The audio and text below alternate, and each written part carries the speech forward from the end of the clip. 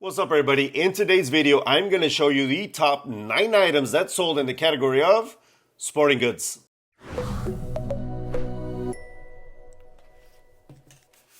This one's better. For those of you that are wondering, these are my mountain bike helmets. They are very protective. I recommend you wear a helmet all the time if you're doing anything on two wheels, motorcycles, bicycles, whatever.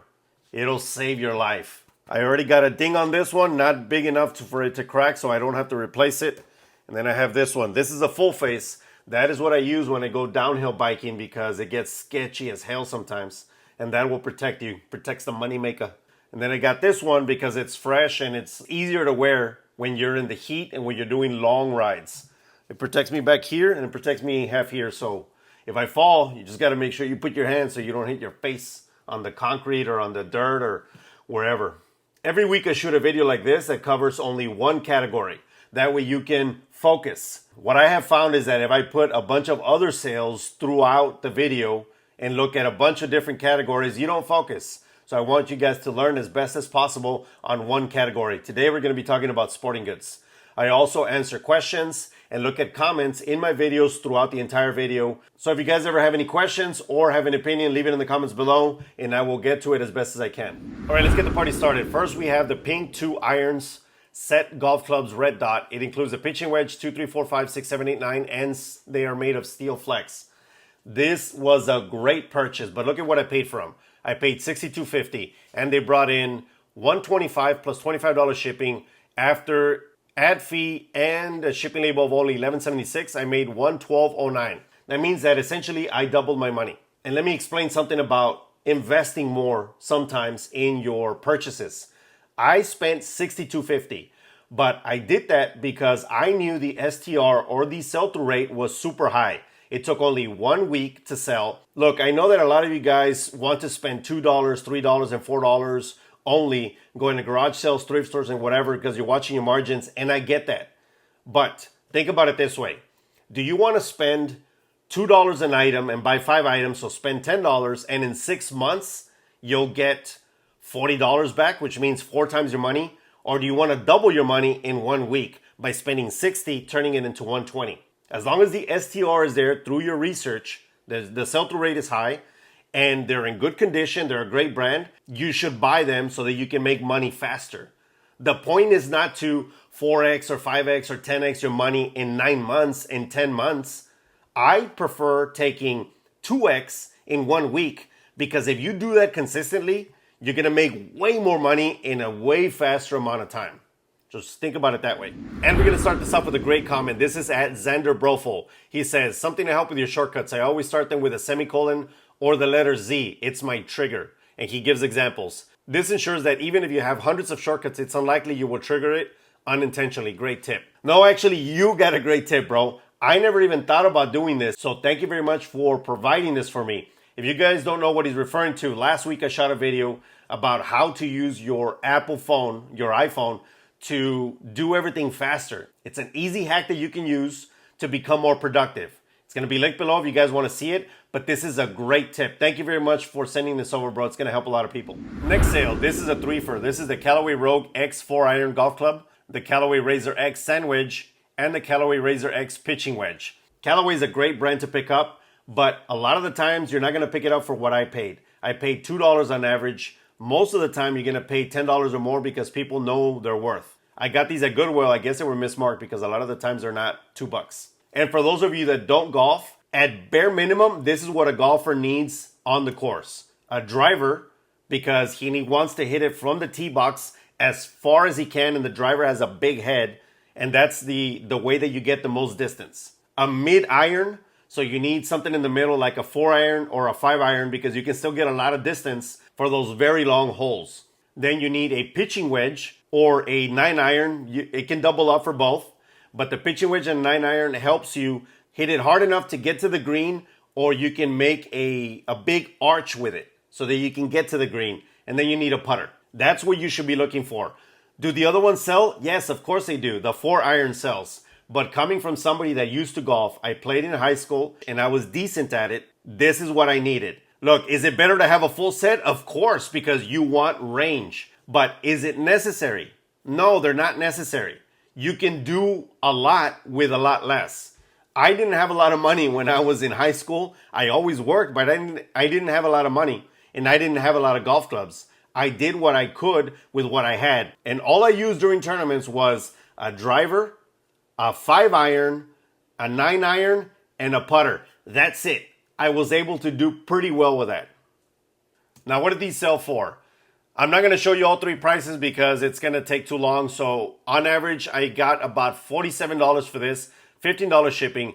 After fees and shipping labor taken into account, I made $44.55. So Callaway is definitely a great brand to pick up. Just make sure that they're in good condition. The shaft, that means that the stick part where you hold it is not broken or anything like that. It's not chipped. They're not all rusted out. And sometimes you're going to have to clean them a little bit, but they do make money. All right, let's take the first question. At Gina Davis 2779. Damien, fellow Texan here. Gina, it's Damien with an A because it's Damian. I love your channel and the knowledge you are so generous to share. Question, I'm new on eBay going on 6 weeks. I've been doing pretty good so far, made a few mistakes. Was selling consistently from the get-go. However, past couple of days, nothing but lowball offers. Ridiculous offers. I counter, but no takers. Any advice? I definitely have advice for this one. This is what I do when I get lowball offers. Let's start with a $50 price point. That's my item, 50 bucks. And they send $10. What I do, because it's such a big disparity, I say no. I just decline.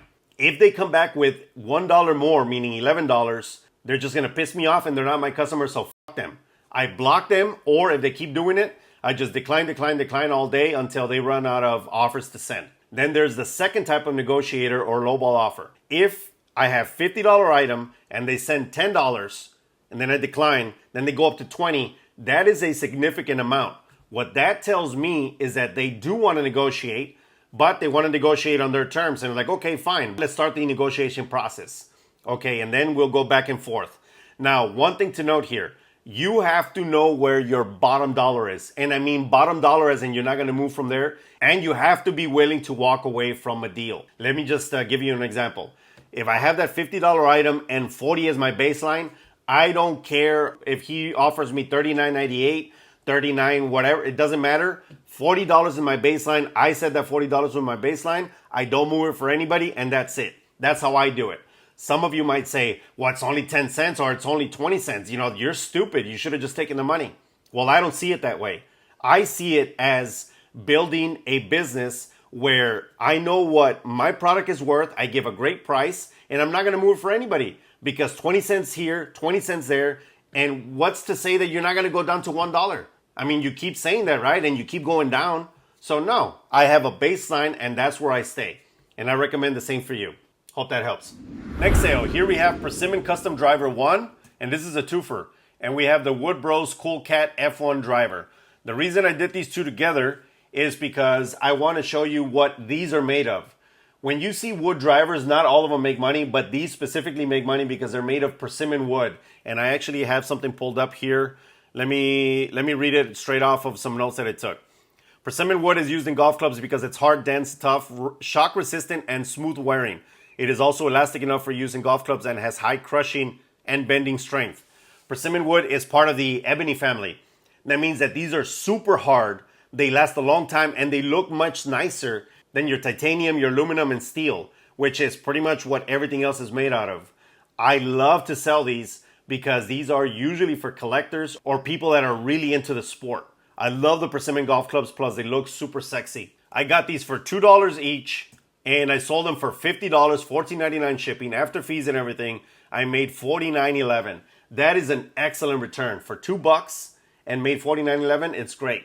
The issue with these, not for you, but the issue with every other reseller that doesn't watch stuff like this is that they see wood and they're like, ugh, vintage, ugh, oh, nobody's going to want to use them. So they don't buy them. They don't pick them up. I pick them up when it's persimmon because I know that there are collectors or people that do want to use them out there that actually buy them. A lot of people don't know this, so be the one that picks them up. Let's take another question. At Aunt Ronnie 1953, where do you get your inventory tags? I checked Amazon and they look very small. I want a larger size tag, thanks. Definitely a great question. I'm going to give you two options. Option number one, get yourself a thermal printer so that you can have options. You can get big labels for shipping. You can get small labels for tags. You can get cover-ups. You can get so many different things, or you can do so many different things with that label printer. But if you don't have enough money or don't want to spend the money, no problem. Get a regular printer and get these. These are the Avery 5160 labels. They are 1 inch by 2 5/8 inch.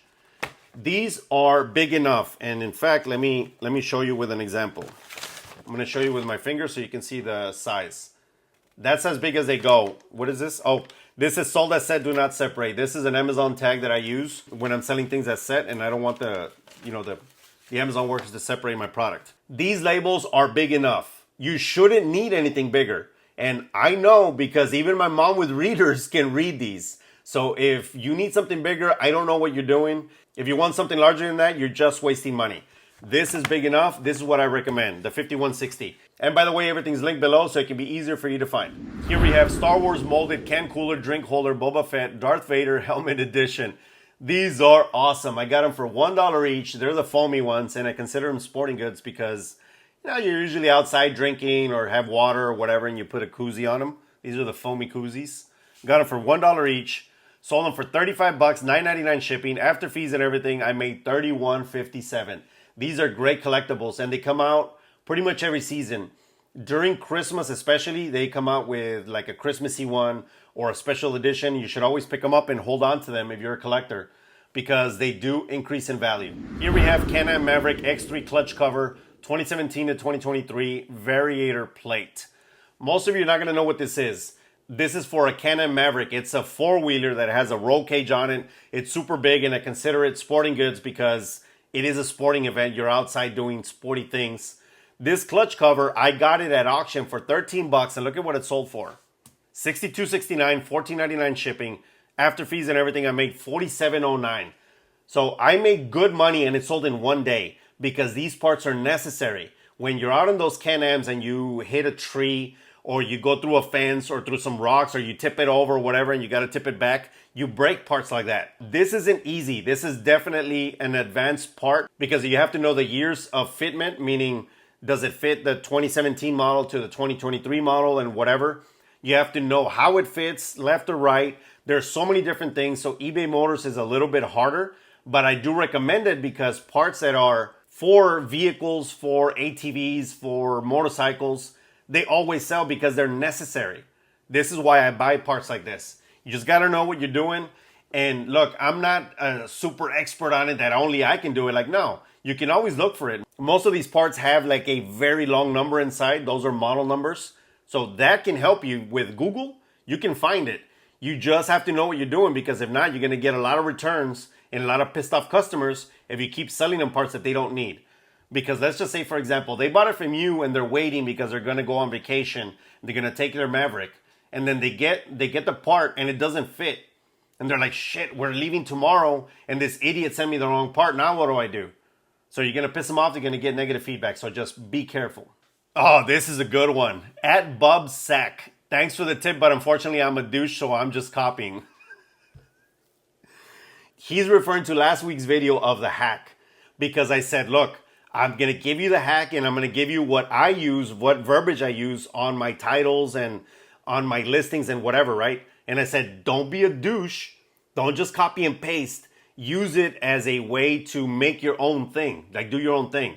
And of course, look, man, if you are being sarcastic, hilarious, it's funny. If you're not, let me explain to you why I say things like that. If you're always copying and you never do your own thing because you're lazy or because you don't want to do your own thing, you're like, why am I going to do my own thing? Fuck it, this guy already did my work for me because he's an idiot and he posted it on YouTube. So I'm just going to steal it and do it and put it on myself because that way I don't have to do the work. Well, fine. If you're always only copying and not doing your own thing, you're always going to be second to people like me because I'm always trying to be me, trying to do my own thing, trying to change things, trying to find solutions, trying to do it better. And if that's you, no problem. You want to be second all the time? Fine. But just know that I'm doing this and I'm saying things like this because I want to help you move forward. I want to help you create critical thinking skills instead of just copying somebody else. If you want to do it, fuck it, bro, go for it. Here we have the vintage tackle box Bass Tamer Adventure Brown. Oh man, this is a nice tackle box and it had a bunch of stuff in it. I bought it for 30 bucks, sold it for $46.95, $19.99 shipping. After fees and everything, I only made $42.85. That means I only made $12.85 in profit. I bought it for 30 bucks because when I was at the flea market, I saw this older lady selling it. And I didn't see a lot of sales. She still had a whole ton of stuff. It wasn't super early in the morning. So I was thinking, man, she's out here. It's hot. And she was up there in age. So I said, how can I help? I looked at her stuff. And I knew I wasn't going to make a lot, but I wanted to help her with a sale. I wanted to give her some of my money so that at least she can take some money home. Because why not? We can always make more money. Next question. At Driftless-Region-Flippers asks, hey man, love your videos. I got a question for you. I'm wondering how you sell on Amazon. I've always wanted to sell on there because I get a lot of new with tags items. Your humor is absolutely badass. Keep it coming. Great question. But let me explain why I put this up here. Number one, you already know that I answered you and I gave you a decent answer to your question. However, when you ask shit like that, how do you sell on Amazon? Bruh, it's like asking me, hey man, how does the universe work? Are you insane?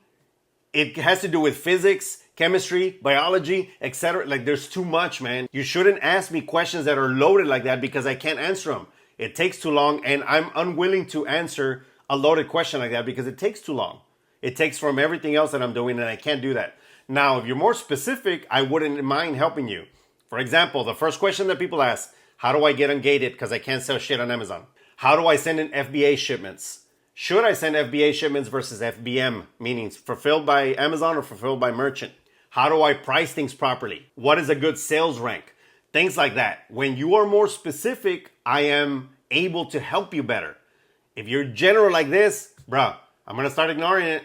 I don't want to be a dick, but either way, good question. And along those lines, at Rob Brundret 6890, I'm guessing only new items are sold on Amazon. Actually, no. A lot of used items are sold on Amazon. The number one used item that's sold is books. But other than that, you can sell a bunch of other stuff. Like I've sold VHS players, DVD players, Blu-ray players, receivers, board games. That's a good one. Video games, a bunch of other stuff. So don't think that Amazon is only new. Do I use it that way? Almost always, yes. 99% of the items that I put up now are new because they're retail arbitrage or they're my own brand that I pay to get all the clicks on there so that I can build my own, like private label products. But no, you can sell used items just fine. Next sale, Nike Huarache Lacrosse Cleats, 11.5 Black Alpha Elite. Well, first of all, Nike sells because it's Nike. These lacrosse cleats, look, I don't know shit about lacrosse, but I know that lacrosse cleats sell. And look, I got them for 16 bucks, sold them for $47.19, $11.99 shipping. After fees and everything, I got back $41.95. And these were retail arbitrage from Burlington. I sold them in 2 days because I know that when they're in season, they're going to sell fast. So I pick them up all the time. Even off season, they're still going to sell. This is a great item to pick up. You should definitely do it. And if you don't know about retail arbitrage or how it works, I have a video that I'm going to link down below because I definitely recommend it. It is one of those things that you can do so that you don't have to be picking up so many different items all the time. If you go do retail arbitrage, a lot of the times you're going to pick up, let's just say this cup for $6. And you're going to pick up 20 of them. So you list it once and sell it 20 times. So it's less work and you bring in decent money. The margins are definitely going to be smaller. My minimum is 30%, but you'll still make money and it's consistent money. And along those lines, look at this one. STX Stallion 6000 lacrosse stick. Man, I had never picked up, until this one, I had never picked up lacrosse sticks before. I got this at a Goodwill for, what does that say? For $4. And look at what I sold it for. $27.89, $14.99 shipping. After fees and everything, I made $25.82. Not a whole ton of money, but it sold in 1 day. And this is the third one that I sell of that specific model. Exactly the same. White lacrosse STX, what does that say? STX Stallion. That model sells super fast. I've sold, I think, maybe 8 or 9 lacrosse sticks now that I started picking them up. And man, they go pretty quick. Oh, this next comment was cool. I just wanted to read this out because, well, you'll see. At Veronica Miranda 1452. Love your content, muy útil y divertido. Salud.